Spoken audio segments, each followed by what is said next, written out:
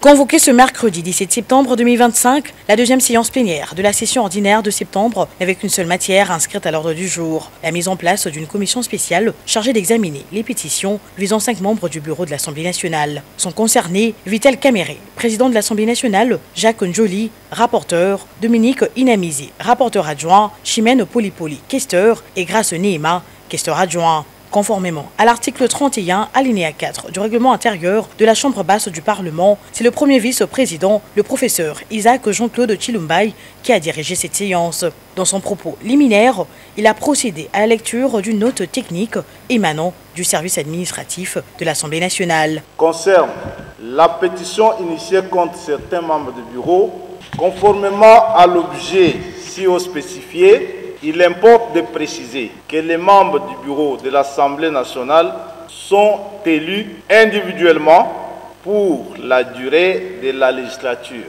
En conséquence, chacun est comptable de ses actes au regard de ses attributions, lui reconnues par les dispositions du règlement intérieur de l'Assemblée nationale.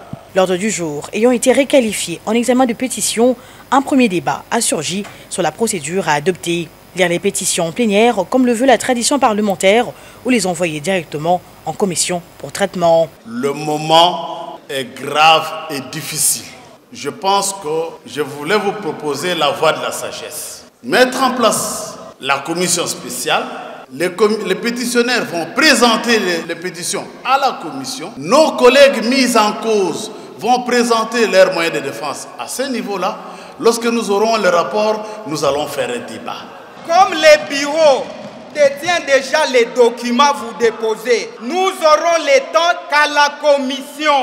Ici, les documents se trouvent entre les mains du bureau à qui nous avons donné. Un second débat a suivi, cette fois-ci sur la nature de la commission à mettre en place. Une commission unique ou plusieurs commissions, certains députés estimant que chaque pétition étant individuelle, elle devrait être examinée séparément. Puisque les pétitions sont individuelles, est-ce que nous allons avoir ici une seule commission qui va étudier les 5 pétitions ou il nous faut avoir 5 commissions pour 5 pétitions? Nous avons l'urgence du temps.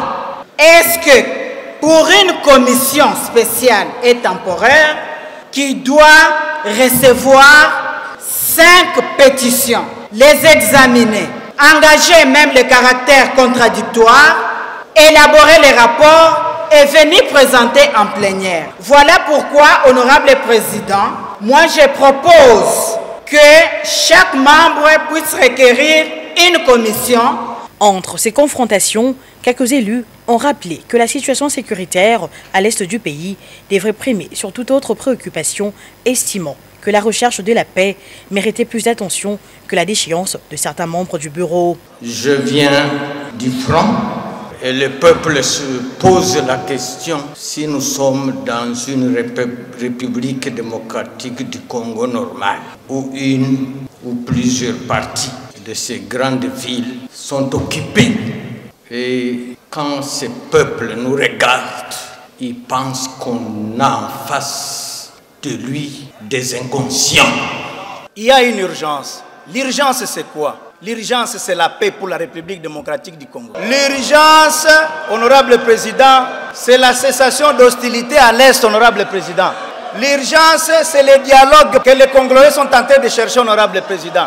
Les pétitions que nous sommes en train d'analyser aujourd'hui, honorable président, ne constituent qu'une distraction, honorable président. Après débat et délibération et sur base de l'article 31, alinéa 6 du règlement intérieur, l'Assemblée nationale a décidé de confier l'ensemble des pétitions à une seule commission spéciale et temporaire. Cette commission aura pour mission d'auditionner toutes les parties concernées et de présenter son rapport à l'Assemblée plénière dans un délai de 72 heures. Les questions liées à la recevabilité des pétitions, aux revendications des pétitionnaires ainsi qu'aux moyens de défense des membres du bureau seront donc examinées exclusivement en commission. À l'issue du dépôt séance tenante de la liste de représentants de groupes parlementaires appelés à y siéger, la dite commission débutera ses travaux le jeudi 18 septembre